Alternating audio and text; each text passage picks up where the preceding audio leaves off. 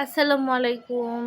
এই যে আমি হাতে মেহেদি দিলাম। মেহেদি দেওয়ার পরে যেহেতু আমি বিবাহিত, আমার কাজের শেষ নাই। ২ টা ছেলে আছে, হাসব্যান্ড আছে, ওদের জন্য রান্না-বান্না করতে হবে। তো শান্তিমতো বসে একটু মেহেদিও দিতে পারি নাই। মেহেদিটা দিতে গিয়ে কত ঝামেলা যে আমাকে পোহাইতে হইছে। আমার ছোট ছেলে এসে আমাকে নাড়া দেয় আর বলে যে, "নষ্ট করি আম্মু, নষ্ট করি।" তো এগুলা হচ্ছে তার কাজ। এই যে আমি রাতে রুটি খুলাইতেছি, হাসব্যান্ড ডিউটিতে গেছে, ও ডিউটি থেকে আসবে, এসে খাবে, বাচ্চাদেরকে খাওয়াইতে হবে। এক হাতে মেহেদি দিয়ে আরেক হাতে কষ্ট করে সব করতে হইতেছে। আর একদিন ছিল বিয়ের আগে।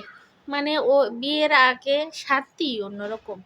মা মানেই একটা অন্যরকম ডাক বা অন্যরকম একটা ভালোবাসা। বিয়ের আগে ২ হাতে মেহেদি দিয়ে বসে থাকতাম। আম্মা আসতো, আম্মা খাবার খাওয়াইতো। মানে কোনো টেনশনই নাই, কোনো চিন্তাই নাই।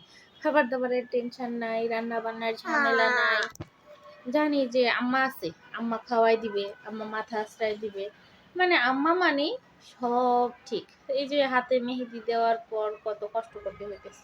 তো এখন যদি বিয়ে না হতো তাহলে তো এত কষ্ট করা লাগতো না। আর ওরা কারা ভাই, ওরা কারা যারা ওই যে ফেসবুকে ভিডিও দেয়, আরামে বাচ্চা রাইখা ঘুরতেছে, বাচ্চা রাইখা খাবার খাইতেছে, বাচ্চাকে রাইখা মানে সব করতেছে। আমি পারি না। আমি কি জন্য পারি না? মানে আমি জানি না আমি কি জন্য পারি না। সামান্য একটু মেহেদি দিয়ে শান্তিতে থাকতে পারলাম না।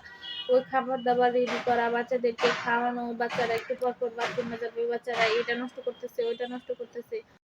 তাও আলহামদুলিল্লাহ ভালো আছি, সুখে আছি। সবাই দোয়া করবেন।